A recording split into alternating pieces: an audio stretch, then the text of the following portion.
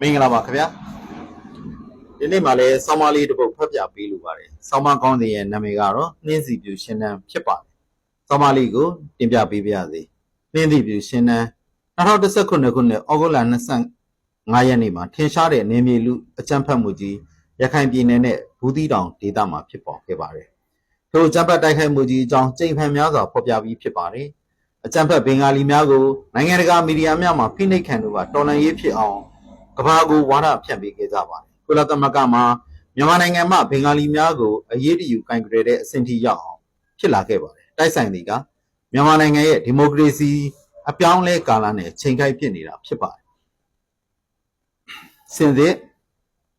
်မြန်မာဒီမိုကရေစီပထမသက်တမ်း2012ခုနှစ်ကတည်းကပင်ရခိုင်ရေးခင်းနဲ့ပတ်သက်တဲ့ရှော့ရထားပြီးဖြစ်ပါတယ်2012ခုနှစ်မေလ28ရက်နေ့မှာရန်ပြဲမြို့မှာရခိုင်တိုင်းသူမြို့သမီးငယ်တူဖြစ်သူမတ်တီရာထွေးကိုဘင်္ဂါလီ3ဦးကလူရက်အာရမကျင်တပ်ဖြတ်မှုဖြစ်ပွားခဲ့ပါတယ်ထို့ဖြစ်စဉ်ဖြစ်ပွားခဲ့ပြီးနောက်တောင်ကုတ်နယ်အတွင်းခီးတဲ့တင်ဘတ်စကားပေါ်မှာဘင်္ဂါလီ10ဦးကိုပြန်လည်တပ်ဖြတ်လက်စားချေခဲ့ရမှာရခိုင်တိုင်းသားတို့နဲ့ဘင်္ဂါလီတို့တိုက်ခိုက်မှုအရေးခင်းဖြစ်ပွားခဲ့ပါတယ်ထိုအရေးခင်းမှာရခိုင်တိုင်းသား32ဦးဘင်္ဂါလီ46ဦးစုစုပေါင်း89ဦးသေဆုံးကနှစ်ဖက်ပေါင်း109ဦးထိထိခိုက်ဒဏ်ရာရရှိခဲ့ပါတယ်လူနေအိမ်4822လုံးဗလီ18လုံးဗုဒ္ဓဘာသာဖုန်းတော်ကြီးကျောင်း15ကျောင်းစာသင်ကျောင်း3ကျောင်းမီးလောင်ပျက်စီးခဲ့ရပါတယ်ရခိုင်တိုင်းသား14328ဦးဘင်္ဂါလီ3940ဦးအိုးမဲ့အိမ်မဲ့ဖြစ်ခဲ့ပါတယ်အဆိုပါမိဘဟာမိထီလာမန္တလေးစတဲ့မြို့များထိပါကူးစက်ခဲ့ပါတယ်ထိုရေးခင်းဖြစ်ပွားခဲ့တဲ့2012ခုနှစ်ဟာအမျိုးသားဒီမိုကရေစီအဖွဲ့ချုပ်ဟာအတိုက်ခံပါတီနဲ့ပင်ရှိသေးပါတယ်ရေးခင်းနဲ့ပတ်သက်ပြီးအဖွဲ့ချုပ်ဥက္ကဋ္ဌဒေါအောင်ဆန်းစုကြည်ကမြန်မာနိုင်ငံအတွင်းရှိမွတ်စလင်လူနည်းစုအတွက်အကာအကွယ်ပေးရမှာဖြစ်ကြောင်းလူများစုဗုဒ္ဓဘာသာများအနေဖြင့်အယူဆမတူသူမွတ်စလင်များကိုနားလည်လက်ခံတတ်အောင်သင်ယူရမှာဖြစ်ကြောင်း2013ခုနှစ်ဧပြီလ18ရက်နေ့တိုကျိုမြို့ဗလီဆရာများနဲ့တွေ့ဆုံခြင်းမှာထည့်သွင်းပြောကြားခဲ့တဲ့ဒေါအောင်ဆန်းစုကြည်ရဲ့သဘောထားကိုရှင်းရှင်းလင်းလင်းသိလိုက်ရပါတယ်2015ခုနှစ်ရခိုင်ပြည်နယ်ကမ်းရိုးတန်းများသို့လှေစီးဒုက္ခသည်များဝင်ရောက်လာခဲ့ပါတယ်ထိုလှေစီးဒုက္ခသည်များရင်းနဲ့ပတ်သက်ပြီးအမျိုးသားဒီမိုကရေစီဖွဲ့ချုပ်က2015ခုနှစ်ဇွန်လ1ရက်ရက်စွဲဖြင့်ကြေညာချက်တစ်စောင်ထုတ်ပြန်ခဲ့ပါတယ်။မြို့သားဒီမိုကရေစီဖွဲ့ချုပ်ကထုတ်ပြန်တဲ့ကြေညာချက်မှာလှေစီးဒုက္ခသည်များကိစ္စရခိုင်ပြည်နယ်ဘူးသီးတောင်မောင်းတောဒေသများမှာလွန်ခဲ့တဲ့3-4နှစ်ကဖြစ်ပေါ်ခဲ့သောပဋိပက္ခများနဲ့ဆက်ဆက်မှုရှိတယ်လို့မြင်နေဆိုတဲ့စာသားပါဝင်ခဲ့ပါတယ်။ထိုစာသားပါဝင်တဲ့အချက်ကပင်လယ်ထဲမျောနေတဲ့လှေစီးဒုက္ခသည်အားလုံးအတွက်မြန်မာနိုင်ငံကတာဝန်ယူစရာကိစ္စတစ်ခုဖြစ်လာပါတော့တယ်။လှေစီးဒုက္ခသည်အများစုမှာအချို့မှာမြန်မာနိုင်ငံရခိုင်ဒေသမှာဖြစ်ကြောင်းကမ္ဘာနိုင်ငံများကပြောလာပါတယ်။၎င်းပြင်ကြေညာချက်အပြင်နိုင်ငံသားဖြစ်မှုဆိုင်ရာကိစ္စရပ်များကိုတရားမျှတပွင့်လင်းစွာအမြန်ဆုံးဆောင်ရွက်ရေးဆိုတဲ့အချက်လေးပါဝင်ပါတယ်။ထို့နောက်2015ခုနှစ်မေလ31ရက် White သတင်းစာမှာအမျိုးသားဒီမိုကရေစီအဖွဲ့ချုပ်ပြောရေးဆိုခွင့်ရှိသူဦးဉာဏ်ဝင်းရဲ့ပြောကြားချက်ကိုသတင်းမှာထုတ်ပြန်ရမှာလှေစီးဒုက္ခသည်ဘင်္ဂါလီများကိုနိုင်ငံသားအဖြစ်လက်ခံသင့်ကြောင်းဦးဉာဏ်ဝင်းပြောဆိုတဲ့ခေါင်းစဉ်ဖြင့်ထည့်သွင်းထုတ်ပြန်တာကိုလည်းတွေ့လာရပါတယ်။မြို့သားဒီမိုကရေစီဖွဲ့ချုပ်ဟာလှေစီးဘင်္ဂါလီဒုက္ခသည်များကိုမြန်မာနိုင်ငံသားဖြစ်လက်ခံရန်သဘောတူတယ်လို့နားလည်ရပါတယ်။အရေးပြအကောင့်မထင်တဲ့မြန်မာလူထုဟာ2015ခုနှစ်ရွေးကောက်ပွဲမှာအမျိုးသားဒီမိုကရေစီဖွဲ့ချုပ်ကိုတောင်ပြိုကမ်းပြိုမဲထည့်ခဲ့ကြပါတော့တယ်။အစိုးရလည်းဖွဲ့နိုင်ခဲ့ပါတယ်။မြို့သားဒီမိုကရေစီအစိုးရအနေဖြင့်ရခိုင်ရေးကိုနိုင်ငံရေးပေါင်ထဲမှာနိုင်ငံတကာလက်ခံတဲ့အဆင့်ရောက်အောင်ဖြည့်ရှင်းသွားမယ်အစီအစဉ်တစ်ခုကိုချမှတ်ပါတယ်။ကိုဖီအာနန်ကော်မရှင်ဖွဲ့စည်းခြင်းပင်ဖြစ်ပါတယ်။ကိုဖီအာနန်ကော်မရှင်ဖွဲ့စည်းပြီး3ရက်အကြာမှာပင်ရခိုင်ဒေသမှာအကြမ်းဖက်တိုက်ခိုက်မှုကြီးတစ်ရက်ဖြစ်ပွားလာပါတော့တယ်။2016ခုနှစ်အောက်တိုဘာလ9ရက်ရခိုင်ဒေသဘူးသီးတောင်မောင်းတောလုံခြုံရေးစခန်းများကိုဘင်္ဂါလီအကြမ်းဖက်သမားများကဝင်ရောက်စီးနင်းတိုက်ခိုက်ရာလုံခြုံရေးတာဝန်ယူနေရတဲ့ရဲတပ်ဖွဲ့ဝင်9ဦးတပ်ဖြတ်ခံရပြီးလက်နက်ခဲယမ်းအမြောက်များကိုအကြမ်းဖက်ဘင်္ဂါလီများကယူဆောင်သွားခဲ့ကြပါတော့တယ်။ထို့အတွက်ဘူးသီးတောင်မောင်းတောဒေသရဲ့လုံခြုံရေးကိုပုံမအာယုံဆိုင်ဆောင်ရွက်ပေးပါရန်လွှတ်တော်တွင်နဲ့လွှတ်တော်ပြင်ပပါတောင်းဆိုမှုများပြုလုပ်ခဲ့ကြပါတယ်။အာဏာရအစိုးရနဲ့လွှတ်တော်အနေဖြင့်ရခိုင်ဒေသဖြစ်စဉ်ပေါ်လုံခြုံရေးမျက်နှာစာမှချင်းကပ်ရန်မလိုအပ်ဟုသောအစဉ်အလာဖြင့်ထိုကိစ္စကိုသွေးအေးခဲ့ပါတယ်။အစိုးရရဲ့လွှတ်တော်ရဲ့အမြင်ကိုတက်ဆင်အောင်လွဲစေခဲ့သည်မှာဩဂုတ်လ25ရက်နေ့မှာဖြစ်ပွားခဲ့တဲ့ကမ္ဘာကျော်အကြမ်းဖက်မှုကြီးဖြစ်ပါတယ်။တိုင်းရင်းသားမျိုးနွယ်စုများနဲ့ဟိန္ဒူလူမျိုးယာနဲ့ချီအသက်ခံခဲ့ရပါတယ်။နိုင်င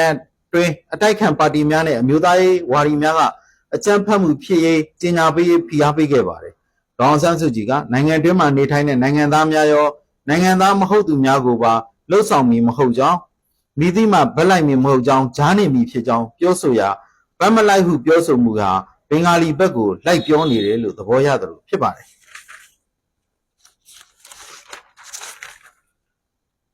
ရှေ့တဘူနောက်ဆုတ်လဲတုတ်ဖြစ်နေတဲ့အစိုးရအနေဖြင့်ကိုဖီအာနန်ရဲ့အစီရင်ခံစာကိုအပြည့်အဝအကောင့်ထဲဖော်ပြီးကြောင်းကြေညာခဲ့ပါတယ်အမျိုးသားရေးသမားများက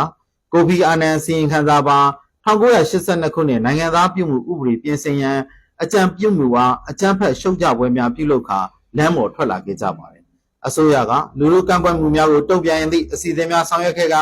ထိုအစီအစဉ်များတွင်၄ဘာသာဆူတောင်းပွဲများပါဝင်ခဲ့ပါတယ်ရခိုင်ပြည်နယ်ဝန်ကြီးချုပ်ဦးညီပူဦးဆောင်ပြီး၄ဘာသာဆူတောင်းပွဲပြုလုပ်ရာရခိုင်ပြည်နယ်ရသေ့တောင်မြို့နယ်ဒေသခံတိုင်းသားများကဆလောင်းပုံးဖြင့်တီးကနှင်လွတ်တဲ့ပိုးလေးတကြော်ကြော်ဖြစ်စဉ်ကြီးဖြစ်ခဲ့ပါတယ်သို့တိုင်းအာဏာရပါတီရဲ့အမိခံကရန်ကုန်တိုင်းဒေသကြီးအစိုးရအနေဖြင့်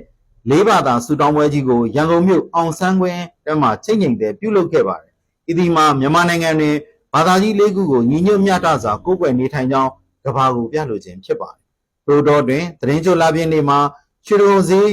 ပွဲစည်းတန်းမှာမွတ်စလင်ပန်းတဲ့တဦးကိုဖျားမရဟန်းပြိုလေးများကတားဆီးမှုဖြစ်ခဲ့ပါတယ်။ထိုဖြစ်စဉ်မှာတာမန်ဖြစ်စဉ်ဖြစ်တော်လဲအမျိုးဘာသာသာသနာစောင့်ရှောက်ရေးအဖွဲ့နဲ့ဆရာတော်ဦးဝီရသူပေါ်တိုက်ခိုက်နေတဲ့အုပ်စုတစုကဗုဒ္ဓဘာသာယဟန်တော်များမွတ်စလင်များလူမျိုးကြားခွဲခြားဆက်ဆံနေတဲ့အင်အားသုံးဖိနှိပ်နေတဲ့ဟုမြင်စေရန်လူလူကြားဖခဲ့ပြီးနိုင်ငံတကာအဆင့်ထိရောက်အောင်တွန်းပို့ခဲ့ကြပါတယ်။လေးဘာသာဆူတောင်းပွဲပြီးသည့်နောက်တစ်ရက်မှာအာဏာရပါတီရဲ့ရုံးခန်းမှာအဆိုပါငုံးသည်ကိုခေါ်ယူပြီးငွေကျပ်9သိန်းခွဲထောက်ပံ့ခဲ့ပါတယ်။လူသားဒီမိုကရေစီဖွဲ့ချုပ်ရဲ့လုပ်ရဟာ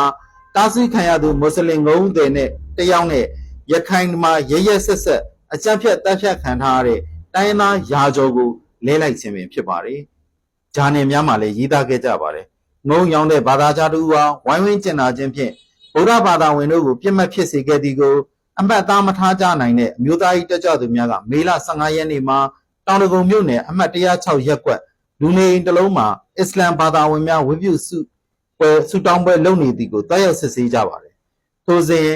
ထိုအိမ်မှာဝတ်ပြုခြင်းကိုရက်ကွက်သားများကကန့်ကွက်ပါတယ်။မိတို့ပင်ဖြစ်စေအစိုးရကတွားရောက်စစ်ဆေးသူများကိုဖမ်းဆီးအရေးယူခဲ့ပြန်ပါတယ်။ထိုကြားသည်မှာအမျိုးသားရေးဝါဒီများရဲ့ပြုမှုများကိုအာဏာလကြီးရဲ့ဟုဆိုကာအပြာရောင်အင်ကြီးဝတ်ဆင်ထားတဲ့ပါတီအဖွဲ့ဝင်တွေကအဖြူရောင်နှင်းစီပွဲများကင်ဆောင်ပြီးအဆိုပါအစ္စလမ်ဘာသာဝင်များနေထိုင်ရရက်ကွက်သို့တွားရောက်ကန့်ဆက်ကြခြင်းဖြင့်နှင်းစီပြူကမ်ပိန်းကိုပြုလုပ်ခဲ့ကြပါတယ်။ထို့ကြောင့်နှင်းစီပြူအစိုးရဟုနောက်မှာကင်မော့တက်ခံရပါတယ်။ထိလေရှာလေရည်ကျင်းမှုပုတ်တိုက်ခြင်းကိုမူဝါဒအမှားများဖြင့်ကင်ရယ်ခဲ့ခြင်းဟာယနေ့တိုင်ကမ္ဘာတရားရုံး ICC မှာရှင်းရပင်မပြီးနိုင်ဖြစ်ပါတယ်။ဗိုလ်ချုပ်မှုကြီးဦးမင်းအောင်လှိုင်အစိုးရသည်ပင်ဘာသာပေါင်းစုံညီညွတ်ရေးဆိုတဲ့စကားကိုဂရုတစိုက်ကင်တွယ်နေရပါတယ်။ဤဒီမှာတမိုင်းချက်လက်များကပြောသော liberal ဗဟုလူအဖွဲ့အစည်းပုံစံဖြင့်လူထုကိုအခြေပြုချင်းကပ်တဲ့အစိုးရသစ်တရက်မြန်မာနိုင်ငံမှာပေါ်ပေါက်ခဲ့ကြောင်းနောက်သားများသိစေချင်ပါတယ်။နောက်ပေါ်လာမဲ့အစိုးရများဟာလည်းနှင်းစီပြူအစိုးရများမဖြစ်ရန်အရေးကြီးကြောင်းလည်းဖြစ်ပါကြောင်းပါခင်ဗျာ။အမျိုးသားနိုင်ငံ၏အသည့်တစ်ခုရရှိသွားလိမ့်မယ်လို့ထင်ပါတယ်။အားလုံးကျေးဇူးတင်ပါတယ်